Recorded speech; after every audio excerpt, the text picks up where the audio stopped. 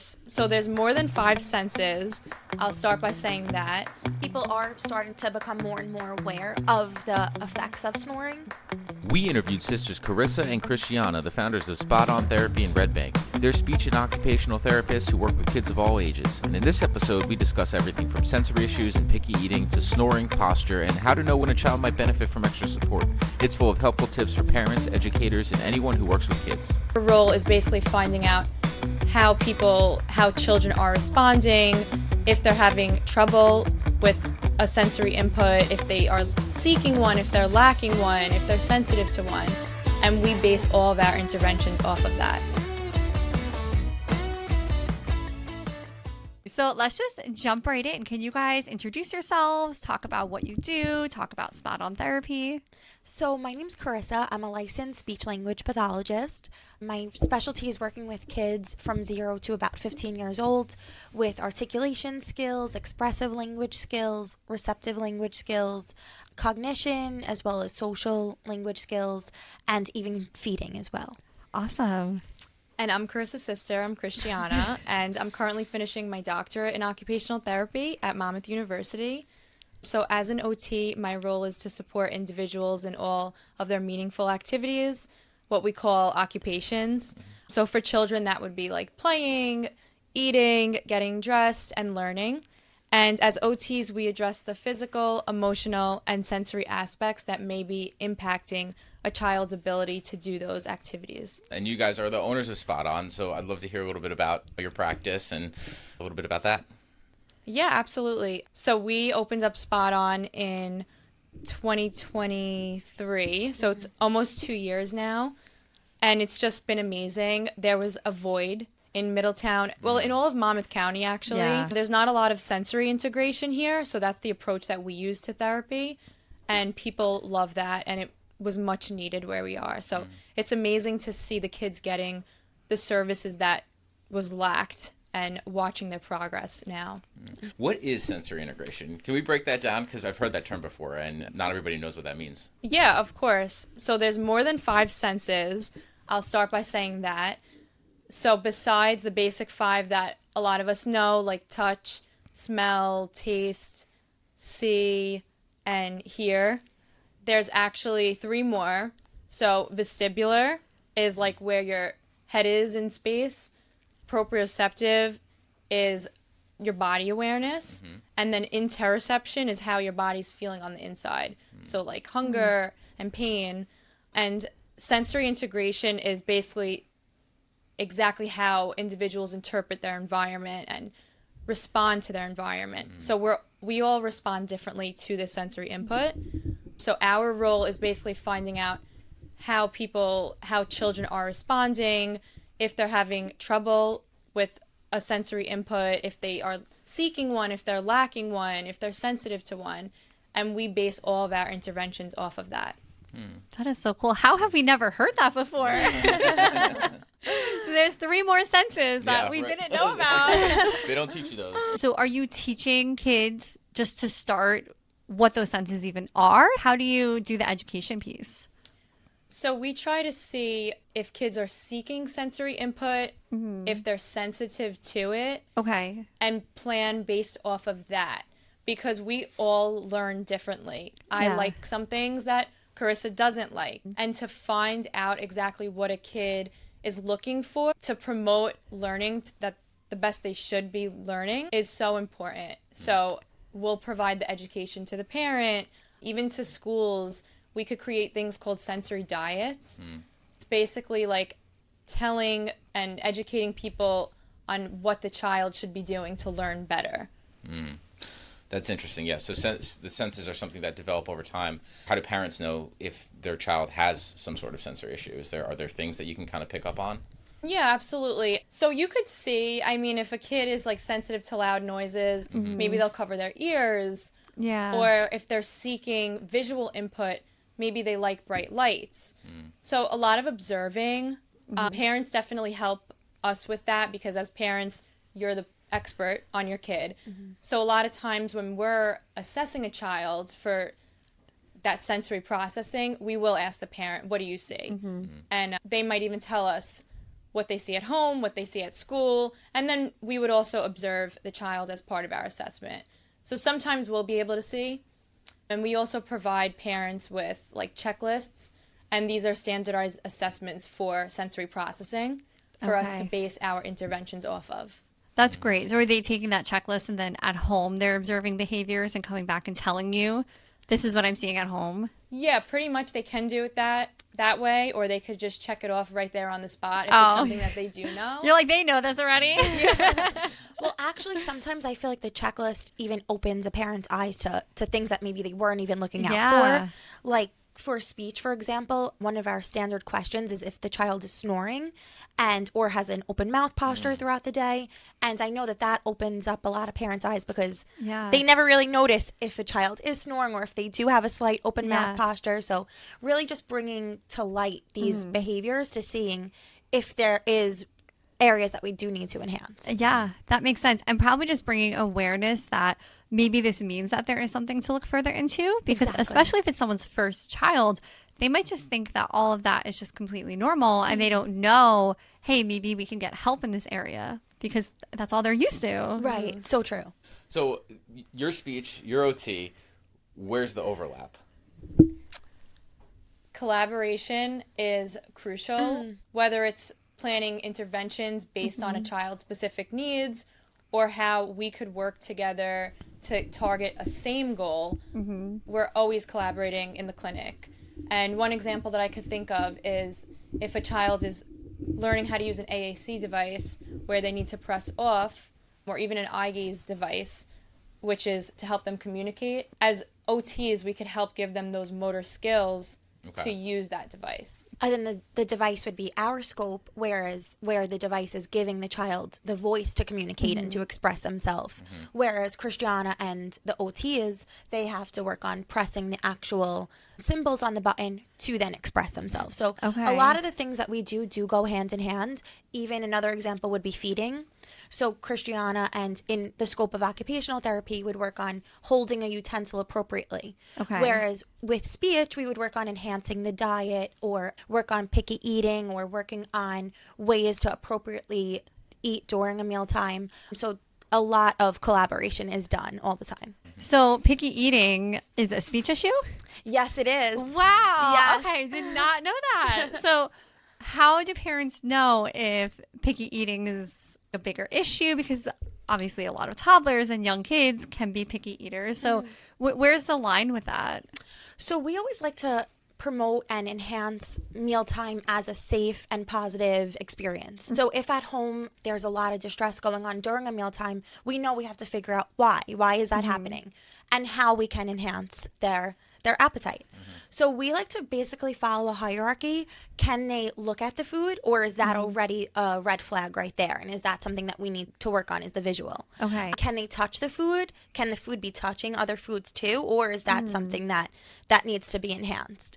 Once they are good with those skills, then we'll work on bringing the food to their lips, having the food in their mouth, and then eventually appropriately chewing the food and swallowing it to work on their mealtime. So a hierarchy to know, okay, where are they at with this? If, let's say they can't even look at the food, how do you start? We start by really a lot of positive enforcement. So if the food can be in the therapy room or if the food can be in the kitchen during mealtime, that's already a huge gain. Then from there, having it on their plate and reinforcing the child constantly, whether it's with another one of their favorite treats or maybe even something as simple as a sticker chart, just a lot of positive reinforcement to get them to the next step. Yeah. So kind of like a baby steps approach, right? Exactly. And those baby steps are huge, huge gains for them. So a lot of times parents do think, oh, that's all that they did do. But for them, that's a huge step. And eventually we'll get them to that end goal. Yeah. It reminds me of behavioral activation. Yeah. Yeah. In therapy, if somebody's depressed or something, you go for little wins, little gains along the way. Right. You do that first thing, which will hopefully snowball into the next thing and the next thing. So true. And those little gains are, as you guys know, huge, huge gains at the end. Yeah. So important to celebrate those. Exactly. Yeah, absolutely. Yeah. And I do feel like those celebrations is what keeps the kids going. Yeah. So that's really what motivates our kiddos. Yeah. It makes so much sense. And I feel like that's is a big overlap between mental health and speech therapy and OT. How do you address those issues when you're seeing them at home of, okay, maybe a parent doesn't realize it, but they're making mealtime really negative, or maybe the kid's getting in trouble if they're not eating a certain food, then you have to work with the parent. How do you do that? We're always providing education and trying to tell people that children learn best in a supportive environment. And that's why we will always keep things fun and positive and to make them want to do it again. We don't want a child to feel like mealtime is a negative experience or anything, and they might shut down and never want to do it again. And that's not what we want at all. So we're always trying to tell people and caregivers, keep it positive, and then the rest will come. You have sessions in your practice where you're present, maybe the parent's involved, maybe they're not, but you're with the child and things are going well and they're being taught, and then that child goes home. Or it's hard to control that home environment. What kind of tools do you guys give parents to practice at home, maybe when they're not in the office? So carryover is so crucial in intervention and in meeting that final end goal. If they practice at home, whether it's in terms of feeding, eating that target food, or just being exposed to that target food, or if it's a speech sound or an exercise that you do together with the child in OT, working and having consistent carryover will help them meet that end goal. Yeah, and so we do provide physical resources too for our families. Even videos we'll send out an email as like home programs, because we really try to push that carryover. It's definitely a full circle support system, and you see so much more progress with that. It makes sense because parents probably go home and they need those resources. So that's so beneficial that they get that. Yeah, for sure. What about with the school? Do you guys work with the school systems a lot? Yes, definitely. So we collaborate with the families and also with the schools, with their teachers or their therapists at school, just to make sure that we're all working on the same goal. If everyone is targeting the same goal, then that goal will be met much faster than if we're all targeting different goals. And we all have the end goal in having that child reach their fullest potential. Yeah. And do the goals change as the kids get older? So they reach one goal, are they discharged, then they come back when they're a little bit older, or do they reach that goal and then they're done? So that really depends case by case. Sometimes the child reaches their goal and then we can reassess them, and then if there is no more goals to be made, then they graduate. And that's another exciting gain for the child and for their family. And then other times we do reassess a kiddo and we do see other goals, things that we could work on enhancing those strategies. As far as diagnoses go, are children coming to you guys with diagnoses? What types of issues are you most commonly seeing? So our caseload is very diverse. We have some kids that are delayed, and then we have some kids that do have more formal diagnoses as well. As speech language pathologists and occupational therapists, we cannot give a formal diagnosis of something like, for example, autism. Okay. But we do have kiddos that come in and then maybe get eventually diagnosed or maybe not. And we do have some kiddos who just have a delay that needs those skills to be enhanced. But we can diagnose an expressive language disorder or receptive language disorder or delay, and that we can work on enhancing. But something more formal like autism or ADHD, they would need to go to a neuropsychologist or a developmental pediatrician to get that diagnosis. It sounds like there's a wide range of severities that you work with as far as issues go.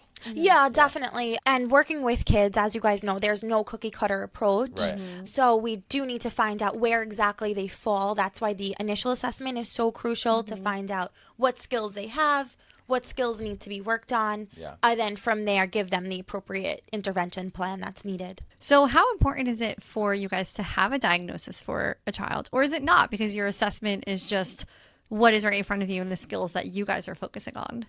I would say that a diagnosis isn't really important because that's not defining who the child is or even what their needs are. We look at children in a holistic approach, and we also target skills that are most meaningful to them. So to us, it's what's important to you, what's important to the caregiver. That's where we want to start. Is that relieving to parents from what you've seen? Because I feel like a lot of parents can get certain diagnoses and then the walls are caving in on them and they feel like there's almost a label put on their kid. But to have this perspective of, hey, that doesn't matter as much. Let's just get them to where we need them to be and just help them. I don't know. Do you feel like parents, is that a really different perspective than what they're used to seeing? Yeah, I think it definitely is challenging, and it's tough for a parent when they find out that their child is diagnosed with something. And we always encourage them, look beyond it. A diagnosis means nothing. It's not labeling your child. We will still target whatever it is that's important to you guys, whether you had the diagnosis or not. Sometimes having a diagnosis can even open up the doors to different opportunities as well. So maybe they then would become eligible for additional support, whether it's through their insurance company or through things at school or other things that are offered. Sometimes you could only get those certain interventions if a child is diagnosed. But I guess that's really situational because it depends on the school that they're attending. It depends on what maybe their insurance plan is offering. But here at Spot On, the diagnosis wouldn't change the way that our intervention and our treatment is implemented. That really is based on the parent concerns and how they fall on the assessment and the goals that are made and how we're going to implement and work on those goals. Explaining that to parents probably really helps them to understand, hey, it's not that we're putting your child in a box, but insurance companies, schools, sometimes there is a little red tape and sometimes you have to have a little more information to get services. So even explaining that to them probably helps immensely. Definitely. Are your services covered by insurance? Yes, we do accept most major insurances. Okay, that's awesome. You know, I remember Cassie worked with kids for a long time, and she would come home from sessions, and I'd be like, oh, how'd your session go? What did you do? And she's like, we just played Uno. I'm like, I swear I was working. I was like, wow, like that sounds like a good session. You got paid to do that. But I was looking on your Instagram, and you guys have lines and all this I'm stuff. going to come do my sessions there. We would love that. So from an untrained eye, somebody might seem, oh, they're going to play. Can you talk a little bit about the design of Spot On and why you were implementing a lot of those items in your practice? Yes, absolutely. Yeah. So we love play. Play is an occupation, and we are so lucky to get to play every day while targeting those goals. And children do learn best in a supportive environment, like what we mentioned before. And so playing is really getting them excited about coming to therapy so they don't even feel like they're working. And that's exactly what we want. That's the approach that we're going for. And a lot of the equipment you might see in our facility is also sensory related. So what I was saying before, just giving kids the opportunity to explore and engage their senses is actually helping them to learn even better and also regulate. Yeah, and when the senses are stimulated, when at least one of the senses are stimulated, it also creates additional synapses in the brain, which helps with learning and helps with growing and learning a new skill. So Probably helps them remember. Yeah, yes, right. definitely. Yeah. So what is your favorite piece of equipment that you have? And do you guys use the zip line? Of course we do. When the kids are not there. I said we get to play all day. I wasn't kidding. We play with every little thing. And I would say my favorite is the swing. I love vestibular input. And I know what you're going to say your favorite is. What do you think? The squisher. I was going to say that. So I'm the type of person, Christiana assesses me on a daily. She's a big proprioceptive seeker. Okay. So So she loves the deep pressure on her body. Okay. So we do have something that's called a steamroller where you actually, your whole body goes through the Oh steamroller. my gosh. That is That amazing. sounds awesome. And it's basically like a big giant hug. Yeah. So it gives me the input, I guess, that I need. Yeah. Even for us, like when I feel like I'm lacking in my productivity, I'll say, what do I need right now to get my brain up and going again? Me, I love smells, and like I said, I like that vestibular input. So I might put on my essential oil diffuser or just take a sniff of an essential oil, and I might go on the swing and then go back to work. And I work so much better after getting that input. And same with Wow. Carissa, like she might even just ask me for a hug when she feels like she's not working good. And that's the proprioceptive input that she's seeking. And so giving everybody what they need is so important. And we're all different. Yeah. And that's why it is important as adults and for the kids to figure out what kind of input do we need to enhance our skills. Yeah, it's not just children. Yeah. So maybe we'll have to talk after this. Yes. So we can see what you guys need. I was going to say, that steamroller sounds really nice. Then you're like me. I know what you're thinking. She wants to go in there. Yeah. I would gamble that you own a weighted blanket. That's heaven. If you had to give one tip for adults at home, how would they figure that out? I would say just being mindful of yourself and what your preferences are and what you don't like. Maybe start by jotting it down and then make a plan based off of that. Oh, I was very relaxed when I did this. Or, I was so annoyed when I smelt this or when I did this. And just figuring that out and then making a plan. Okay, how can I implement this in my everyday, in my work environment? Because sensory is for everybody. It's not just children. So I definitely encourage anybody listening, adults, to do this actually. Yeah, I think this is actually really helpful and really great for people. Like, so we have the steamroller, we have Swing. the swing, we have essential oils. What are some other things that you guys have in your practice that people might not be thinking about? What really stood out to me was the cozy corner. Yeah. So we have a little corner within the gym it's dark, so we could put the curtain. We could close the curtain. We could open the curtain and giving the child basically bright light or dark light. And then within that room as well, there's different textures. So on the floor, there's different textures to give them additional sensory input. Or on the wall, we have different lights too to give them visual stimulation. Yeah. So that's actually a big thing too that I missed was the texture. That's a big one for people. If you could handle a texture on your body, a lot of people like, for example, like the feeling of shaving cream. A lot of people think it's calming. Other people might say, ew, get my hand out of here, I don't like this. So that's another big one that I feel is easy to see what you like and what you don't like. How do you handle if a kid, let's say they don't like bright lights? So the cozy corner is super helpful, but what about when they're at school and they have these kinds of lights that are in their faces and they have loud students around them? How do you help them in those environments?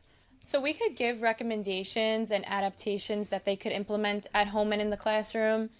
For example, headphones is an easy one that a kid could just put on, and not a fully noise canceling ones that they can still learn, but it might cancel out the loud children in the background. Also just communicating with the parent and with the teacher if possible to watch for those things for the student, because we are just trying to promote their learning to the best of their ability. Yeah, and even something as simple as a fidget, too, could help self-soothe a child at school, at home. So there are many simple things that the child is just missing that would actually help and enhance their learning. Are you seeing students that maybe don't qualify for services at school, but they're having issues learning? And then how would parents know to think, okay, let me go to an occupational therapist or a speech therapist? When they get to the school level, if they're having a hard time focusing, if they're having a hard time expressing themselves, if they're constantly getting frustrated in a conversation, then we know there's something that needs to be worked on. And then it's up to us in collaboration with the parent to figure out what exactly is it that they need to that needs to be enhanced. Is it something as simple as giving a little modification in school, like we said before, a little fidget? Or is it the certain way that they're producing a sound that's leading to frustration or something to make them lack self-confidence? So we need to find out what exactly is lacking and then work on how exactly are we going to enhance that skill. How do people know? Because there's child study teams at school that help out with this. Then there's services at the outpatient level. How do parents navigate finding what avenue to go to for help? That's a great question. I would really say in collaboration with the school. I am always a very intense type of person, so I do think I'm sure what's going on in school is always helpful, but additional support could only help. Going back to what you mentioned before about speech with making friends or communicating, How do you assess if there is, let's say the kid's just anxious or they are just not comfortable around their peers versus there being an actual speech delay? Or is that considered a speech delay? How do you know the difference? Yes, definitely. So social communication is definitely within our scope of practice. We have to find out if the child is not communicating because of a certain sound, if they're not communicating because of their expressive language. Is it weak? Do they need to work on their vocabulary, their sentence structure? Are they having a hard time understanding the language as well? So that would be our receptive language skills. And then how they initiate and how they maintain a conversation is huge in development and social skills. So a way that we would work on that is in a little social group. So we have little groups designed basically with children who are similar. And then there we work on problem solving, maintaining conversations. So functional things that these kiddos are going to be facing in their day-to-day activities. Yeah. Oh, that is so cute. I love that so much. Yeah. So are you seeing a lot of progress in those groups when they're in those environments? Definitely, because when we see a child individually versus a group setting, sometimes kids act differently. Yeah. Even adults too, I'm sure we could all speak on when we are independent versus when we're around others, how we are, the difference in how we're interacting in a group setting. So it's nice to see. What mental health consequences or concerns do you see in the kids that you work with based on the struggles that they're having?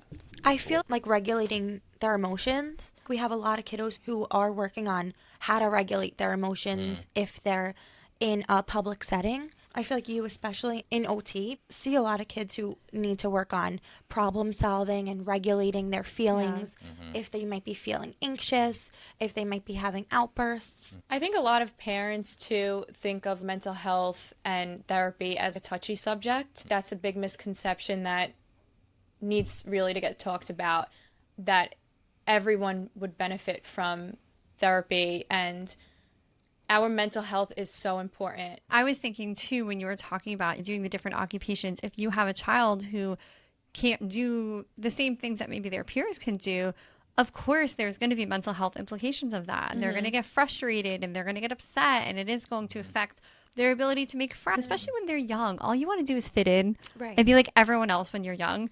And so anything that makes you feel like you can't do the same things as everyone else, that has to have a huge impact on their mental health. Yeah, for 100%. sure. Yeah, I mean, that's one of the big things that we work on is emotional regulation. So there's some overlap there. Definitely.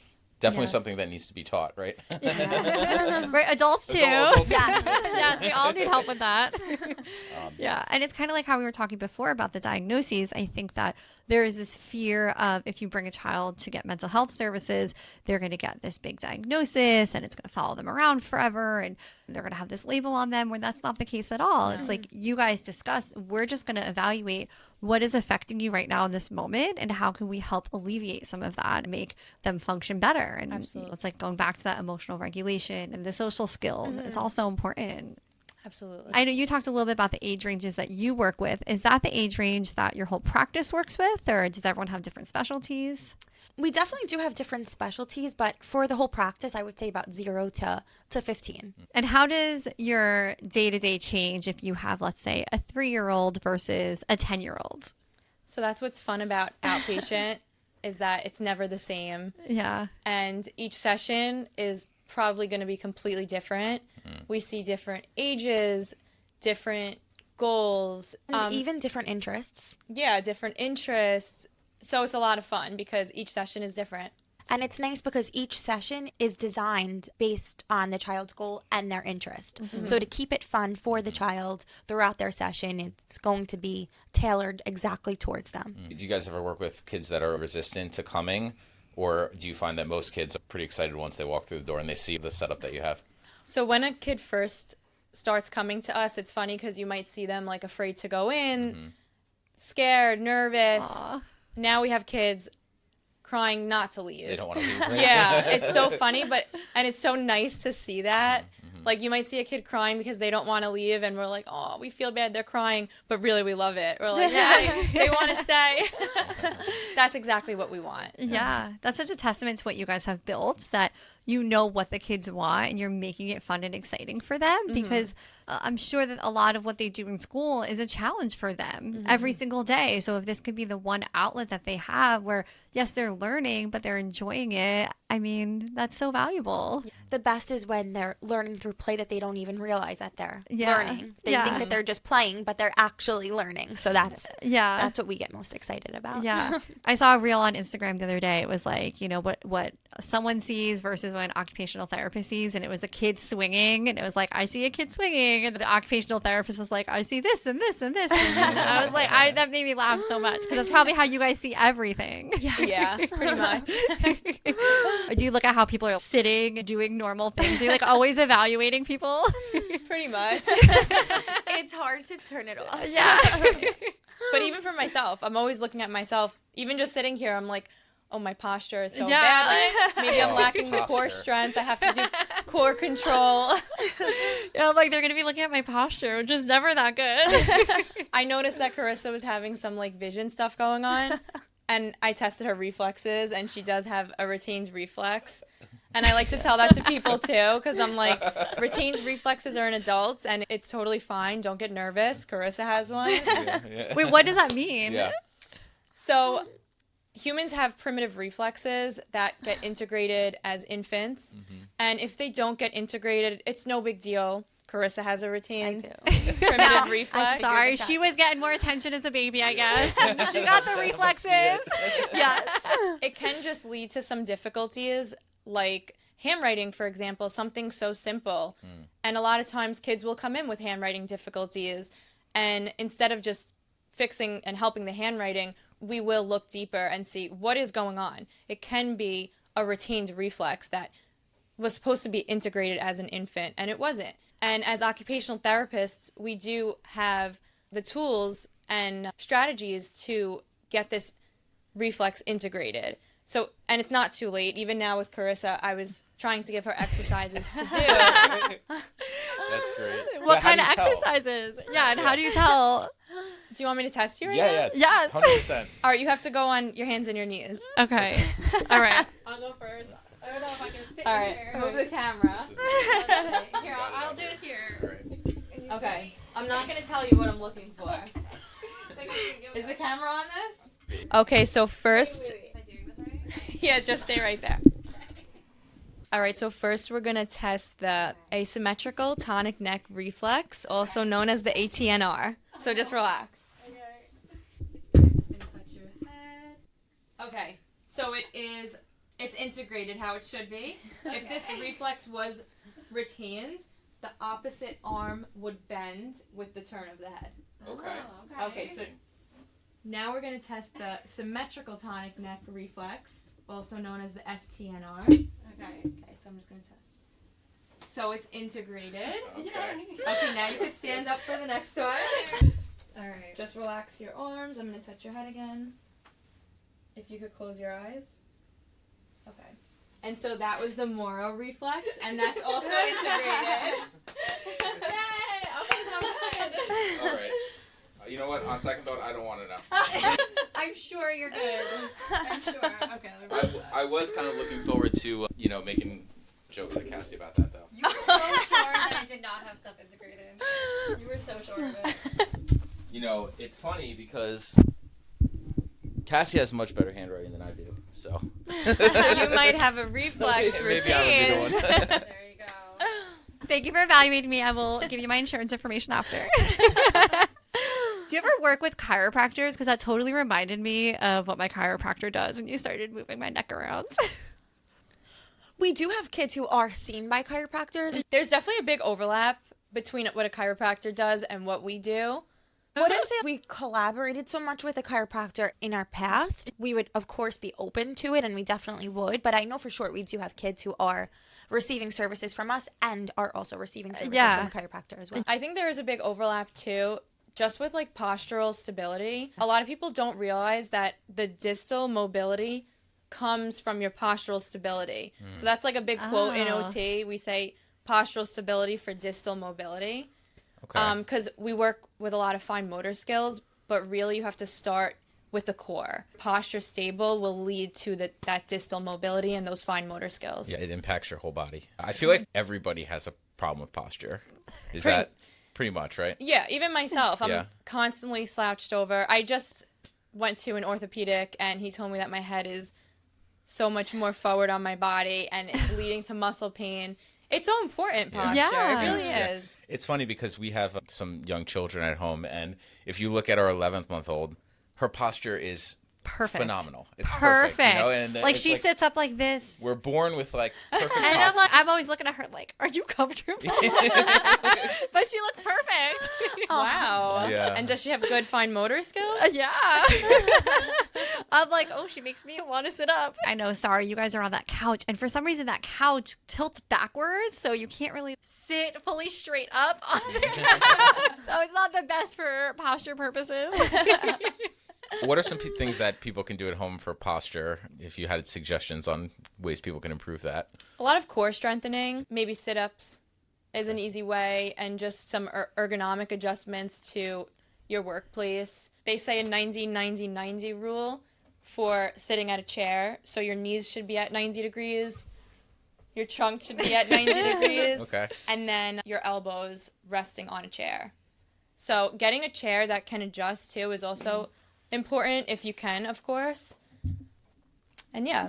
I've seen those posture belts. Do those work? You know what I'm talking about? The ones that they Oh, yeah. Oh, yeah. Oh, I tried getting that once for myself. Yeah. It was just too uncomfortable. It But is. I Oh, they're think so uncomfortable. I'm sure it would be a good cue even just for yourself as a reminder.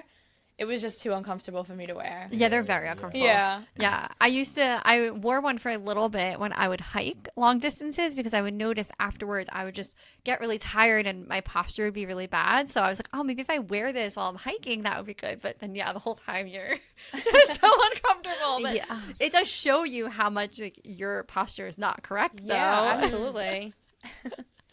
Now, what about with speech therapy? What are some things that you pick up on when you're talking to people? Can you evaluate us? How do we sound? The only thing I could look at right now would be to see if you have a tongue tie. It's so funny because as I'm speaking to people or just going through my day, I do notice if somebody has a slight open mouth posture or a full open mouth posture, then I'm wondering why. Yeah. So really for the people who's listening at home and for just for yourself, even myself, I'm constantly mindful of where my tongue is resting. So your tongue should always be resting on top behind your top teeth. So here. And even when you're sleeping. So you should not be snoring. You should not have an open mouth posture. You should always be breathing out of your nose. And if you are relying on your mouth for breathing, we have to figure out why exactly. And then a lot of the times we work with ENTs to figure out why is the mouth opened. Yeah. Is that why that mouth tape is becoming such a thing right now? Is that what people are using that for? Yes, I know the mouth tape is becoming more and more popular. I do get a little nervous with it because it does make your heart work a little harder to compensate.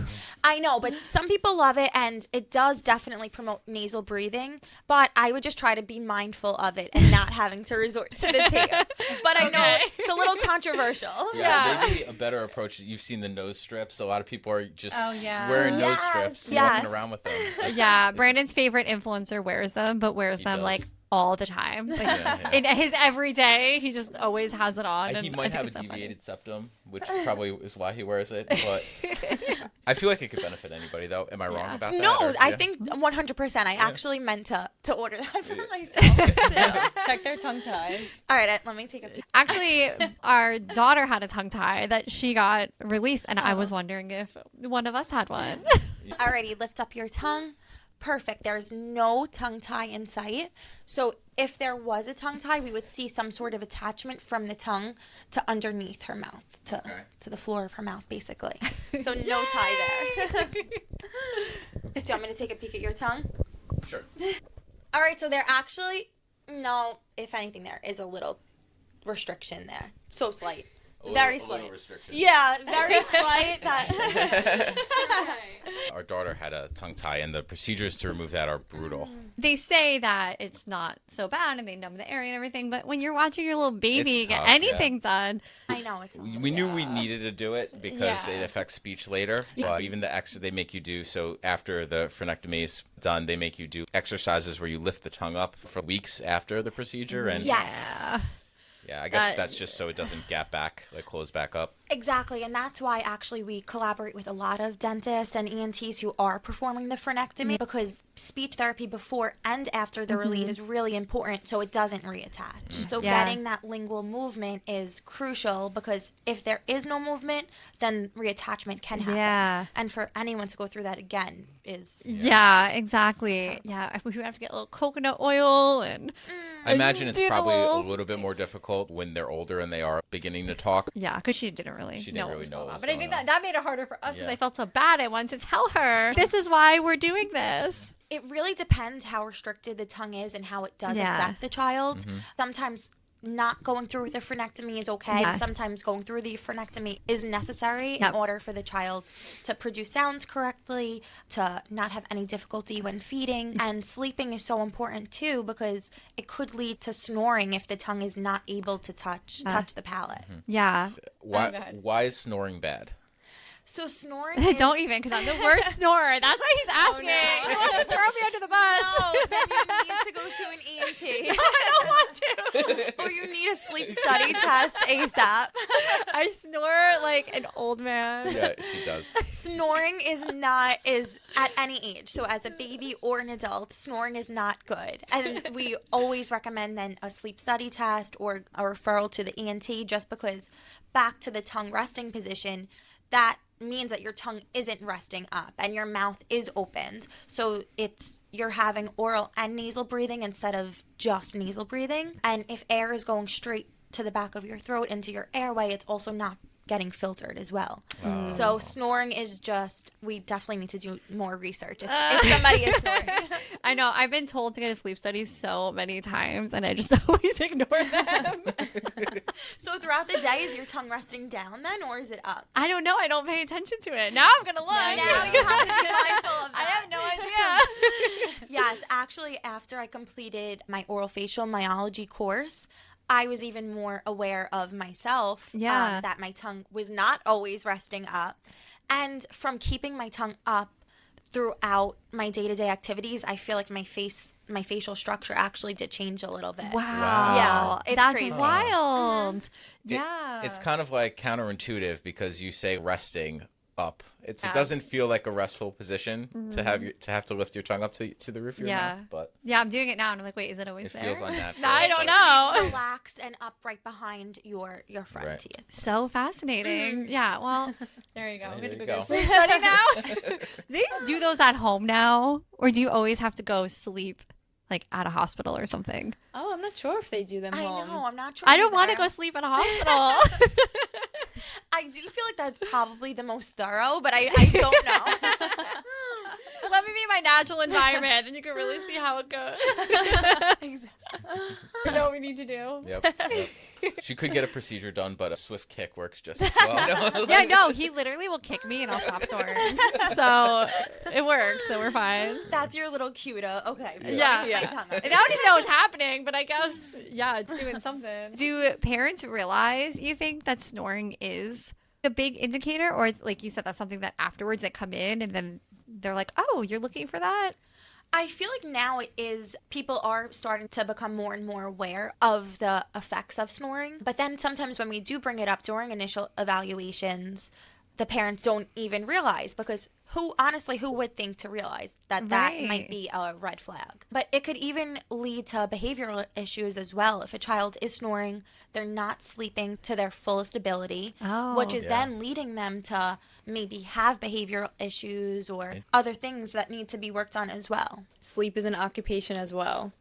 Oh, so what kind of things do you do to help people get better sleep? Well, we might give children sleep logs, even sensory input, believe it or not. So this is actually a subject that I do want to talk about to spread awareness on is neuroplasticity, which is the brain's ability to change. So each part of your brain has a different function. So one part might be for language, one part might be for problem solving, one part is for sleeping. And so all these different areas of the brain also have different senses attached to them. So something that you might want to target, like sleeping, for example, you have to provide that sensory input to wake up that part of the brain. And we always say giving 2 senses at a time helps connect the pathways between those different lobes where they live out of, if that makes sense. Yeah. So what kind of sensory things do you do for sleep? So sleep is actually related to temperature in the same part of the brain. So we might, and I think this actually might be why I always slept better when I had a glass of warm milk before bed, or I sleep with my heated blanket on now and I just knock out, because it's all in the same part of the brain, believe it or not. So you want to be warm when you're sleeping? Well, temperature in general lives in that area of the brain that's responsible for sleep. So it's up to you with which temperature works, really. So it's a preference then. Yeah, it's just going to wake up that lobe. And it Interesting. could help with sleep. It could not necessarily always. I think for me, definitely sleeping in the cold helps me sleep better. Yeah. But see, I like sleeping in the cold, but then using a heat blanket. I will sleep with a heat blanket, but then also the room is really cold at the same time. And the window's open because we like to get some fresh air. Yeah, it's so funny. His parents always make fun of us because they really like to control their air conditioning to make sure they're not overspending on that bill, which is very responsible as adults. But we laugh because I'm like, my window's open, I got the air on, I have a heat blanket plugged in. And they're like, what is going on in there? That's how we sleep. I don't know if you guys have seen it, but in Norway or other countries, they'll leave babies outside in the winter. No. Yeah. For them to nap. For them to nap. Just Google it or YouTube it, and you'll see these little babies in strollers just outside They sleeping. like come outside the coffee shops. They'll go, Yeah. they'll go in and I had no idea. it's supposed to help them. They help them swear by sleep. it. They swear by Yeah, it. they out swear there. by it. Well, I mean, guess- it makes sense then. When we go for walks when it's cold, our daughter does get very relaxed in the stroller. So maybe there is something to it. I mean, I don't leave her out there, but we always bring her inside. So what are some tips that you think, even for adults, just ways that they can enhance their sleep? I think related to what we said before about finding your preferences, finding what's specifically calming related to sensory, and maybe establishing a routine to do these things before bed. And I think a good first step would be to keep a time log if you're having difficulty with sleeping, and seeing what did you do before this sleep that helped, or what did you do before this sleep that led to a bad sleep, and making a plan based off of that. Yeah. What are some things that you see that kids are doing that could lead to a bad sleep? Maybe sugar before bed. I'm sure that's a big one. What about screen time before bed? Is that actually as bad for you as we're told it is? So I'm not too sure about what the research says about screen time, but I would say putting a screen away at least an hour before bed. I think just limiting overall screen time is always helpful for sleep and for social development as well. I know that when I don't get good sleep, it definitely impacts how I feel 100%. We both got recently sleep scores trackers, which has been pretty enlightening. I don't know if you've heard of that, but it tracks when you wake up, how many times you wake up during the night, nice. the quality of the sleep you're getting. So that's been pretty helpful in giving like a benchmark. It gives you a number. So now when we wake up, oh, how was your sleep? I'll be like, oh, it was a 75. Oh, it was a 90. wow. Instead of, I slept good. How did you sleep? Like, we always respond with a number now. I have to look into this now. Yeah, that's so cool. So it helps. The other night I got a 56 sleep score, which is obviously not good. And I was like, oh no, it was such a bad night. I got a 56. It's funny because, and then I understand it on a whole new level of, oh, she really did not get a good sleep. Wait, so how does it track? It has I don't even sensors that pick know. up on your skin temperature, your Because you wear yours on your wrist and I Yeah. wear mine up here. We have two different ones. Mine's a hormonal one, so it tracks my temperature for hormone purposes. Yeah. Like then you have one that's more for like fitness. Yep. And it just has sensors and it track it. I don't really know how they do it, to be honest. Sometimes I It's do pretty- wonder how accurate it is. But They'll tell me you had a wake up 3 times last night. We may not even realize that we're waking up at night, but it's very normal to have periods of wake throughout your sleep. So I guess it incorporates all that data. Yeah. That's so interesting. Yeah, that's cool. That's cool to know. And for kids, if they're not getting good sleep and then they're in school all day or they're in sports or doing all these things, that's going to have a huge effect. Oh, yeah, of course. Yeah. And then speaking of sports, that just reminded me, you guys talked about inclusive sports. Yes. Can you talk about what that is? Yes. So I actually just finished doing my doctoral capstone on inclusive pickleball for children with autism. And it was a mixed method study. So I analyzed both qualitative and quantitative data. So I actually ran the inclusive sports program for 6 weeks. And I did a pre and post survey to the caregivers. And the results were honestly so amazing to see. They showed increased overall enjoyment, increased social participation, and increased confidence from before and after the program. Wow. So that was really amazing. And even now, I'm going around trying to tell people and facilities how to incorporate adaptive strategies to be inclusive. Everybody wants to be part of a team, Yeah. and it's not that hard to make things inclusive as much as people might think it is. So it's definitely really important to do this as much as you can. So if you would think about, I don't know, like soccer at school, how can you make that more inclusive? I think just providing upgrades and downgrades because every child is different. Maybe different colored soccer balls because some people have different visual preferences. Putting some textures on the ball for when they touch it. Different textures for what different kids might like. Something as easy as headphones if it gets too loud. Maybe a poster board with different AAC icons related to soccer. Stuff like that is really not that hard to implement. So I'm trying to spread awareness now and encourage people to do this if you can, of course. What are some of the ways you manipulated the pickleball situation to make it more inclusive? So I did different textured pickleball handles, different colors that I was using for the ball, for the paddles, for the other things in our activities. We had a poster board AAC printed out with different icons for pickleball. We had headphones offered. The lights were even able to change in the room, even though I didn't have to for the kids that I was working with. They were all good with it. But just being able to upgrade and downgrade activities is really so important. Yeah. That's something that I feel like most people wouldn't even think of. Are you seeing a lot in school that kids who do struggle with these things, that they just aren't able to do sports?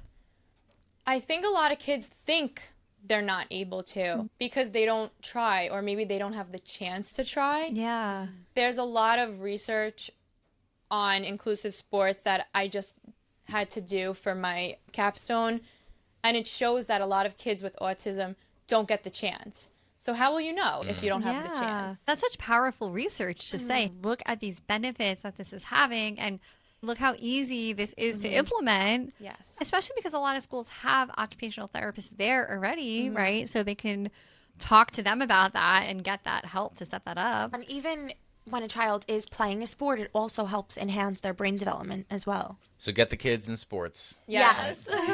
But advocate for your school to make them inclusive. Right, yes. right. Yes. Is one sport greater than another in what you might recommend? I don't think so. I only did pickleball because I feel like, Because it's awesome. yes, because it is awesome. Yes. But I do feel like the few inclusive programs that they do have out now for sports is basic sports like basketball, soccer, baseball, and it's not keeping up with the current trends. So pickleball is Yeah. very trendy right now. And a big part of my project, a goal was to keep up with trends with inclusivity. It shouldn't be just the basic stuff because it's easy to do that. No, we should also be keeping up with the current trends. It's not fair if people don't have that ability to be a part of the trends. And the social aspect of being a part of the trends is everybody's Yeah. talking about this. Did you guys find your passion for helping kids by doing what you're doing, or did you already have that passion and that's why you went into the field? We definitely already had that passion. We both worked with children for years before we opened up Spot On, whether it was individually, one-on-one with kids, or in group settings. Carissa worked in a school setting. So we were just always inspired by children, and we love play, like what we were saying before.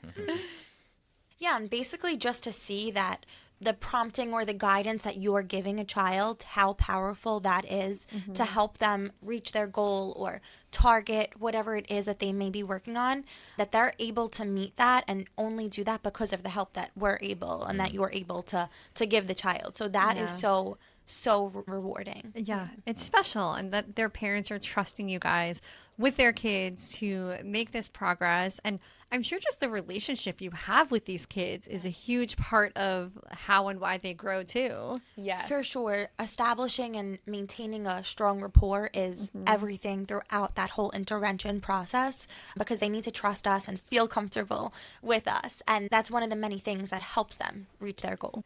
Can you guys talk a little bit about what it's like running a business as sisters? I'm so curious. Yes, we know what yeah. it's like as a husband and wife, but what is it like as sisters? I really am so blessed to be able to run a business with my sister. I was going to say it's torture. No, I'm kidding. You guys probably also have very different love languages, I can tell. We do. Yes. We do. But it's nice to see that we're able to maintain a professional relationship as well as obviously a family relationship. So we could be very real and straightforward with each other. Yes. And I think that's one of the many things that makes our business run smoothly. Having a family dynamic at our facility definitely shows in our approach to therapy. Our clients feel it, our families feel it, and it stems with us and with our staff, and even our staff, we're all a family. They became our sisters as well. So it's good, yeah. That's so sweet. That's awesome. Yeah, and it's really nice to see how all of the therapists, how we really all balance each other out. And just from working together for this time now, I can't even imagine not working with these girls. So we really are so blessed to have them as well, as we hope that they are, to be working with us and working with our family. So Yeah. Yeah, I'm that's sure they awesome. feel that. yeah, and I feel like we just went to the OT convention actually this past weekend in Philly. Oh, cool. And someone even asked us if one of our other therapists is also in our family. People ask us all the time, they're like, are you guys all related? Because we just have such a good relationship, and that's what we want people to feel.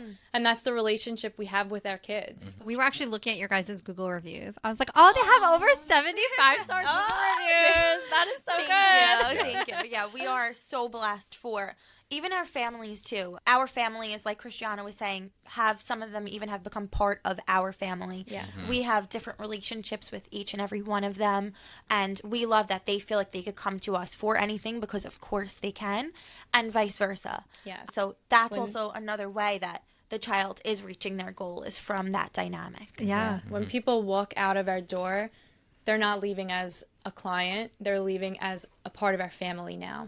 Yeah. So I love Yeah, that. that's great. Yeah, they definitely sense that. Yes. They know it when they're just interacting with you guys, and with seeing you guys interact with everyone else who you're working with. I mean, Yeah. I'm sure the vibes are there. They know what's going on. They're seeing that. Yeah, it's so Yes. true. But it's so personal too. I mean, if you're helping children grow and develop and reach these milestones, they'll never forget that. Right? If somebody maybe has a need for speech or for OT, how do they find out more information about you guys? So you could give us a call.